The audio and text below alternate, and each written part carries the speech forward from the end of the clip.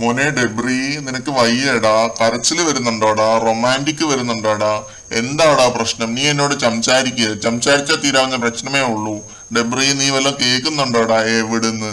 ഗബ്രിമോൻ be like മിണ്ടാതിരിക്കാൻ, കുറച്ച് കഴിയുമ്പോൾ ശല്യം പോയിക്കോളും. രാവിലെ തന്നെ ജബ്രി വെറുപ്പിക്കലാണ് ലൈവില്. ഗബ്രി ഇഗ്നോർ ചെയ്ത് വിട്ടോണ്ടിരിക്കുകയാണ് മുല്ലപ്പൂ ചേച്ചിയെ. പോയി പണി നോക്കടി എന്നും കൂടി ഗബ്രി പറഞ്ഞേനെ. കുറച്ചും കൂടി നേരം ഇത് നീണ്ടു നിന്നിരുന്നു എങ്കിൽ. ഇഗ്നോറിങ് സഹിക്ക വയ്യാതെ ജാസ്മിൻ നടത്താകന്ന് പോകുന്നുണ്ട്. ഹൃദയം പൊട്ടി തകർന്ന് വീഴുന്ന കാഴ്ചയാണ് കേട്ടോ. കാരണം അമ്മാതിരി കിഡ്നി ടച്ചിങ് മൊമെന്റുകളാണ് ഇതൊക്കെ. ഈ ഒന്നും തോന്നാത്ത കുറെ മൊമെന്റുകൾ. കിട്ടാത്ത സ്നേഹത്തിന്റെയും പ്രേമത്തിന്റെയും പുറകെ നടക്കുന്നതിനേക്കാട്ടിലും വലിയ ഗതികേടൊന്നും ആർക്കും വരാനൊന്നുമില്ല.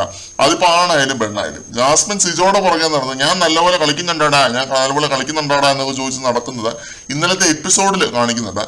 പുറത്തെ കാര്യങ്ങളെല്ലാം ഓൾറെഡി അറിയാം ജാസ്മിന്, പക്ഷെ കുറച്ചുകൂടെ ഡീറ്റെയിൽ ആയിട്ട് അറിയണം. എന്നിട്ട് എന്തായി, എല്ലാരും കൂടെ കൂവി ഓടിച്ച് വിടുന്നുണ്ട് പാവത്തിനെ. അതുകൊണ്ട് തന്നെ ഈ ആഴ്ച നോമിനേഷനിൽ വന്നതിന്റെ പേടിയാണെന്ന് എനിക്ക് മനസ്സിലായി. ഇന്നിപ്പോ നമ്മൾ കണ്ടത് ചെകുത്താനും കടലിനും നടുക്ക് നിൽക്കുന്ന ഒരു ജാസ്മിനെയാണ്. പ്രേക്ഷകരോ ഗബ്രിയോ ആ ഒരു കൺഫ്യൂഷനിലാണ്.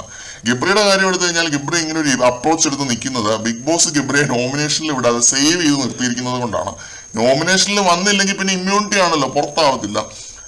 ആ കോൺഫിഡൻസിനാണ് ഗബ്രി നിൽക്കുന്നത്. ഈ പിശാചിനെ കൊണ്ട് എനിക്ക് മടുത്തു എന്നും കൂടെ ഗബ്രി പറയാനുള്ളൂ. അതായത് അത് മിക്കവാറും ഉടനെ അധികം വൈകാതെ പറയും എന്നാണ് തോന്നുന്നത്. ഇപ്പോൾ മോർണിംഗ് ആക്ടിവിറ്റി നടക്കുവാണ്. കൂടുതൽ അപ്ഡേറ്റുകളുമായിട്ട് നമുക്ക് വീണ്ടും കാണാം.